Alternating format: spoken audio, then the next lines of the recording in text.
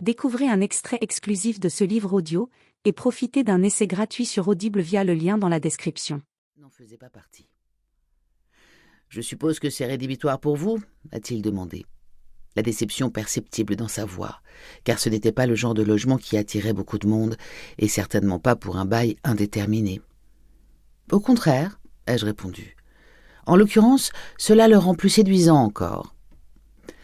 Quand j'ouvre les robinets, l'eau qui sort est d'abord marron, avant de s'éclaircir, pour finalement devenir transparente.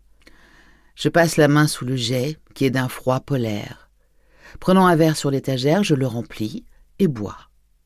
Je ne me souviens pas de la dernière fois où j'ai fait une telle expérience de la pureté. J'en avale d'autres gorgées et je sens quelque chose à l'intérieur de moi reprendre vie. Est-ce qu'on peut devenir ivre en absorbant cette eau?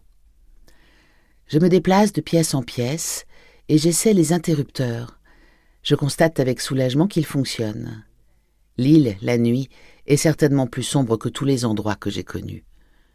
Le papier peint est décoloré et on dirait qu'il demeure sur le mur par simple habitude. Il suffirait de tirer un bon coup et j'imagine que les laits s'enlèveraient sans se plaindre. Il manque quelque chose et il me faut un moment pour réaliser de quoi il s'agit. Il n'y a pas de télévision. Je ne suis pas déçu. Si je dois vivre cette expérience hermétique, alors il vaut mieux que rien ne s'y immisce. Ce sera un privilège rare d'être si volontairement ignorante du monde extérieur et de toute son absurdité. En revanche, il y a une radio, un modèle ancien, dont l'antenne est repliée. Je l'allume, mais elle n'émet que des parasites.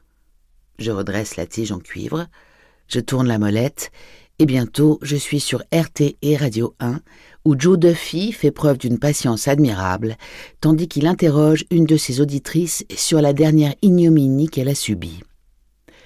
Pendant des années, j'ai écouté l'émission de Joe tous les jours. Aujourd'hui, je la coupe. Ces 12 derniers mois, Brendan et moi étions le sujet de nombreux débats, et masochiste comme je suis, je ne pouvais pas m'empêcher d'écouter, de manière obsessionnelle, les étrangers qui appelaient pour nous dénoncer tous les deux. « Quant à cette créature, disait-il, brandissant avec cruauté leur supériorité morale, il suffit de la regarder pour voir qu'elle était dans le coup depuis le début.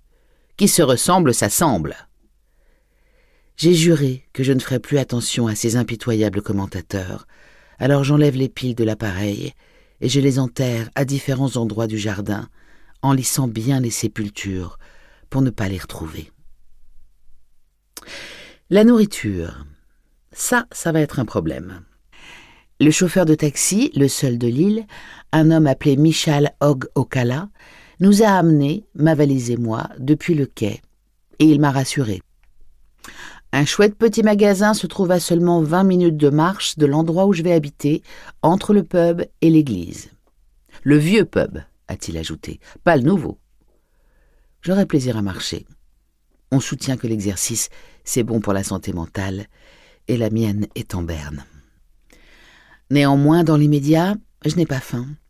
Et même si c'était le cas, Mr. Dooley doit avoir un espion quelque part dans le coin, car une miche de pain frais a été déposée sur la table, et dans le réfrigérateur, je trouve du beurre, du jambon, des œufs et du fromage, ainsi qu'un petit sac de pommes de terre avachi comme un voyageur épuisé, à côté de la porte d'entrée.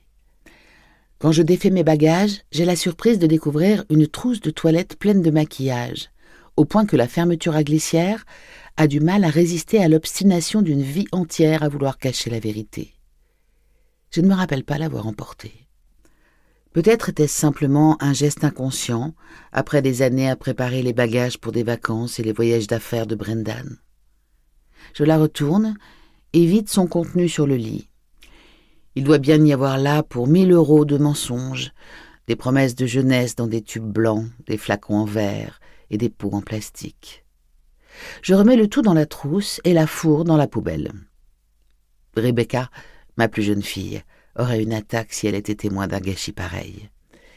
Il y a quelques années, à 14 ans, elle s'est transformée en un genre d'éco-guerrière et passait son temps à me reprocher de jeter des choses alors qu'il y avait encore de la vie en elle, comme les hommes avec leur première épouse.